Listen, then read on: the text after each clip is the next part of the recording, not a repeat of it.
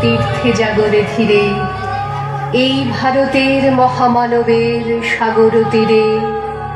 হেথায় দাঁড়ায়ে দুবাহু বাড়ায়ে নমি নর দেবতারে, উদার ছন্দে পরমানন্দে বন্দন করি তারে।